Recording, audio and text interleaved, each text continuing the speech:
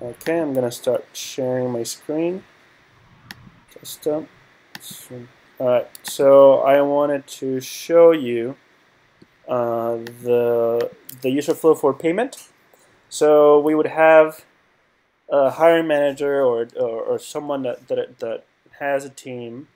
Well, in this case, it's just one person, but actually, I should change this because I'm taking into account that there's 6 team members.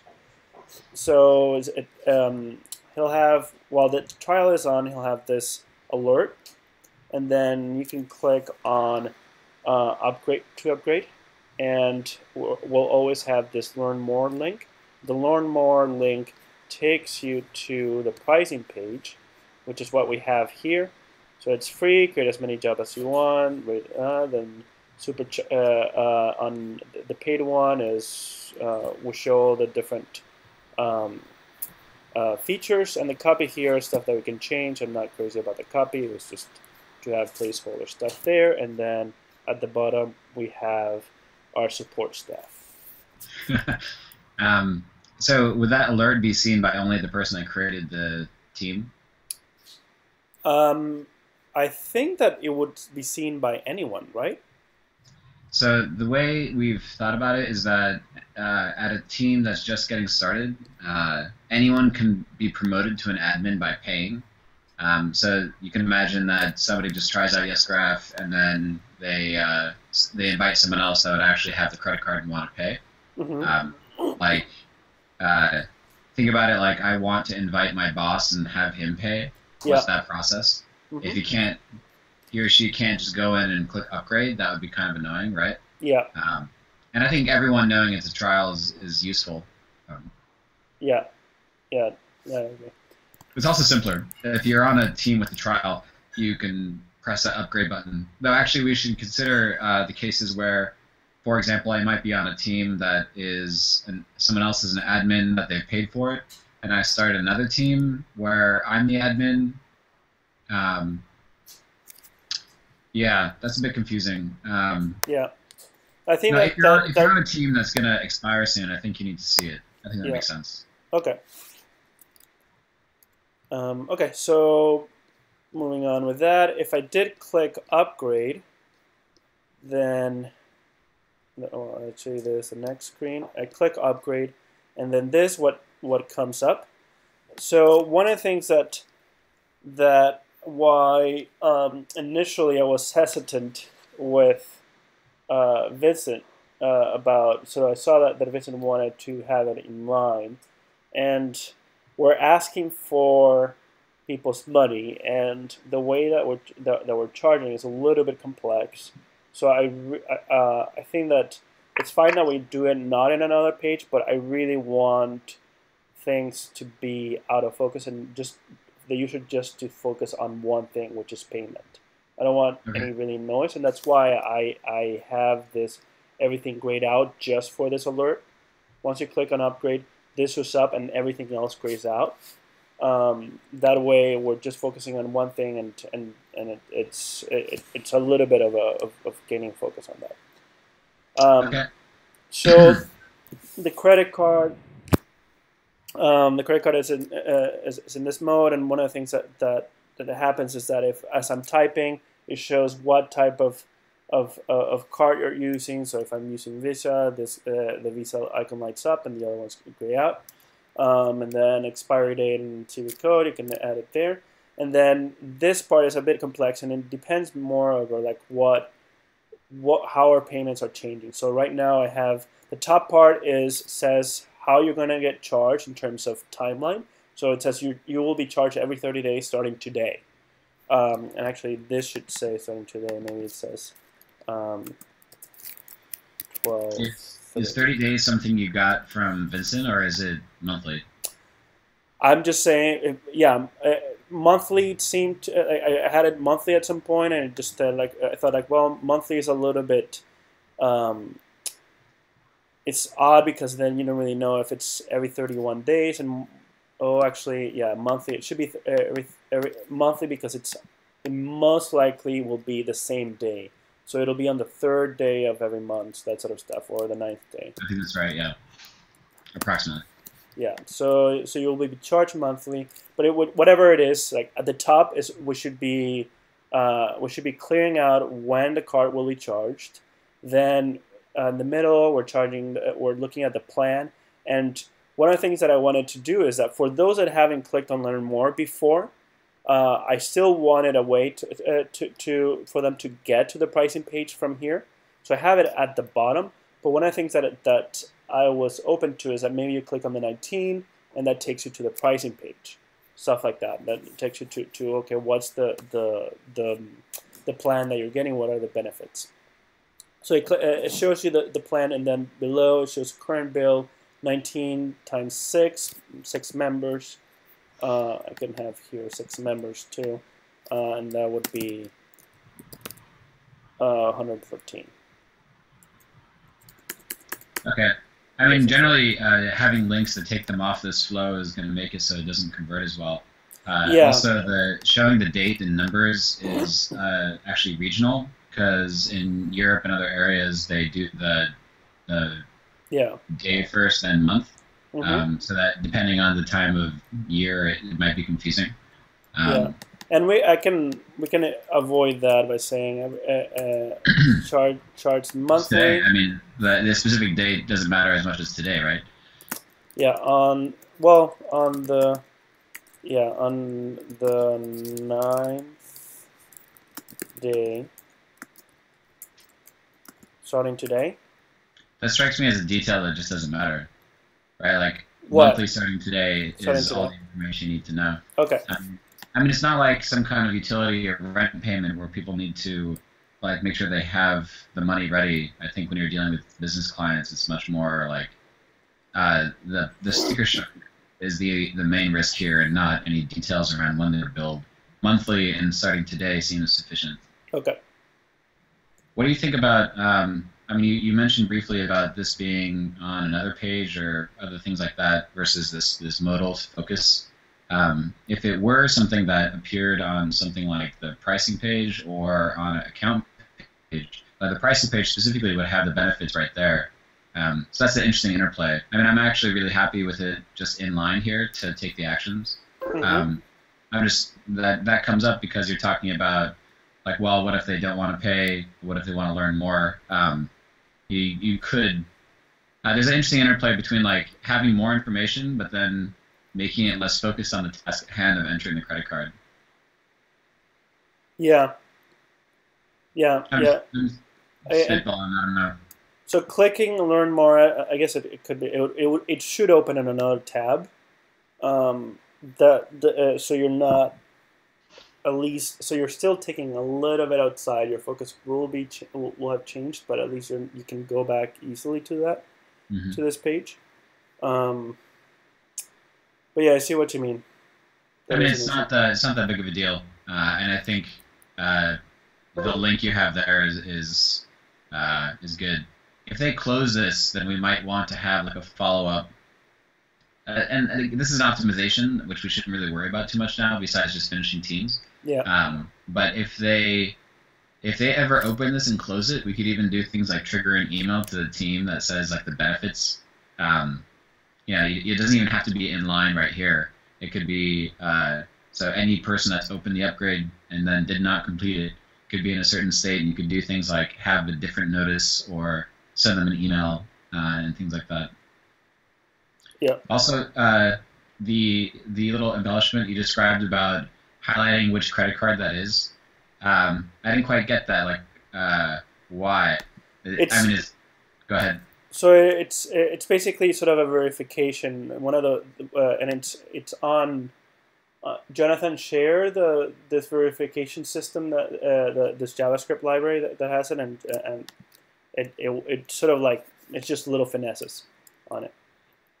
Okay, I mean it's the kind of thing I just don't care about when I'm paying. That's why I bring it up. Okay. I know it's a MasterCard or whatever, so I don't like the system telling me, hey, I figured out it's a MasterCard. I guess you should also consider error states here. That's actually much more relevant when we talk about details of this credit card entry field. That comes later on. Okay. Mm-hmm. The other part is that I have the main call to action, upgrade again. I wasn't so happy about upgrade again, but I also don't like the word pay. Subscribe? Subscribe, maybe? That's the most accurate. Right, subscribe. This is, again, something that we might optimize away from. If upgrade sounds better than subscribe, like we talked about this actually recently. Like, and we had decided not to use subscribe, to just use upgrade, and the other one was subscribe and Teams. Upgrade and Teams. I mean, the calls to action on buttons across the site are really straightforward. If you look at more aggressive marketing, they have buttons like boost your collaboration on your team now, blah blah blah. Like, it's just really you can get incredibly aggressive, and I think the difference between subscribe and upgrade is small. Okay. You're mainly concerned about repeating the call to action. That's weird because you click the upgrade button to get to this form. Yeah. Right? Yeah. All right. We can table that. It's just a label. Fine, I think. So, keeping error states as simple as possible.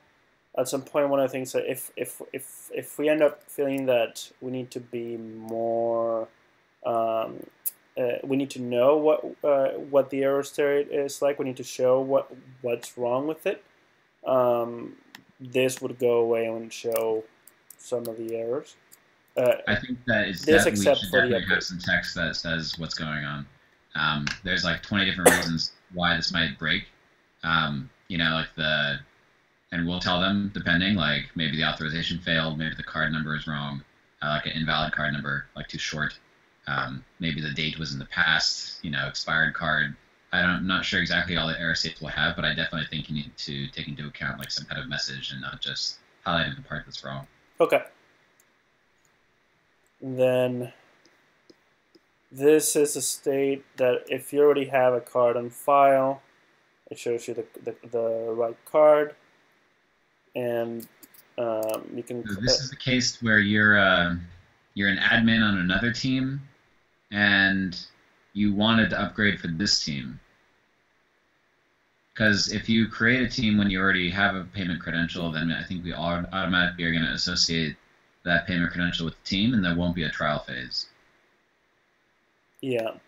So this is legit. You might be on a team where you're not the admin, but then you click upgrade. But it is a fairly edge case. Yeah. But I think we need it because like take a company that's using this. If they split it up among teams, let's just say if like each team is like analytics team, mobile team, and when the analytics team goes and has an admin that pays, and then somebody else might create a team in the company and then invite that recruiting manager to be a member, and they'll want to be the one that upgrades because they're handling the payment for the recruiting tools they have. Mm-hmm. That's where you see this. Yeah. And if you use it, so using card, does that go back to the entry, or what if you have like 2 cards on file? I don't have it for 2 cards. I guess that one of the things that if it's 2 cards, this could be a drop down, and it selects a different card. Yeah, if they enter this state with multiple cards, you might want something like a radio button where they just pick one, and one of the options is add a new card. I am just straight copying what Amazon does now. I think for payment stuff, there's so many examples of other companies that have incredibly optimized flows. I am delighted to copy whatever they do. Yeah. Yeah, I think that this is basically the system that Gumroad uses. Mm-hmm. But okay, if we get to that point, I can always change this for easy switching. And then after you've paid, thanks, you can change the card in the account settings anytime. Need a receipt. So we'll just email the receipt. I think that's all we need. What action would be taken when you think they get a receipt? That was a question that I had, because I think that the receipt part comes from what's the name of the payment stuff that we're using? Stripe. Yeah, the receipt comes from Stripe. So I don't know if we need to be designing it. I'm not sure what if it's like a PDF or what's the state of the receipt. So that's why I just had it there, and so we can talk about it. Okay, I do think that linking to the account settings makes sense, and we might even have like a billing history or other things there eventually. The receipt, I am 98% sure Stripe sends it, and we can't edit it, except for maybe like a logo. Let me look at Send to Inc., which I subscribe to, and I know they use Stripe. Just a moment.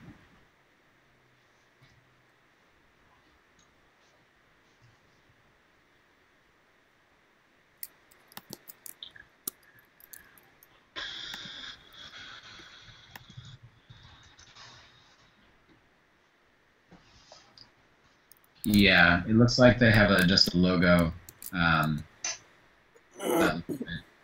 Okay. Actually, you can see one here. I'll put it in the chat.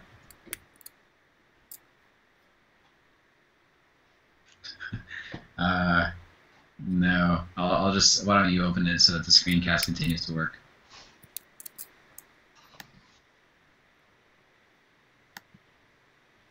So I presume that they can change the logo and maybe that top color. But that's what we're dealing with. And that just came to my email. It's sent by Stripe. And you can see the link is on Stripe. That's good. I mean, we less work. Yeah, and this seems like would work for YesGraph too. So, yeah, that's good. So then the action would. Sorry? I was saying that you could just look into their FAQ about designing what kind of customization you could have for the receipts. I'm sure they have it somewhere on the docs. Yeah. Then the action would be need a receipt. Email receipt. What's the how do you get that? There's no action required besides saying thank you, right? Oh, it will always email a receipt. So it's Yeah. I think when you're billed, it gets a receipt. Well, then maybe we should say that then. Something else we could consider is an email that we send that just says thank you in a much more direct way. You know, and it's also probably a good time to prompt for other things like add team members and spread the word about YesGraph even. Maybe if they just subscribed, it's a pretty good opportunity. Tweet out, I just subscribed to YesGraph. Like it's so easy to do those kinds of things. That's easy, telling them a receipt is on the way makes sense. It's easy, but do you really think that people will be tweeting, I just subscribed to YesGraph? No. I'm not too worried about the email notifications, but I do think we should probably tell them that they subscribe. Tell the admins on the team especially, because it might have been that somebody else decided to upgrade and pay. So that's just a notification detail. Let me make a task for that.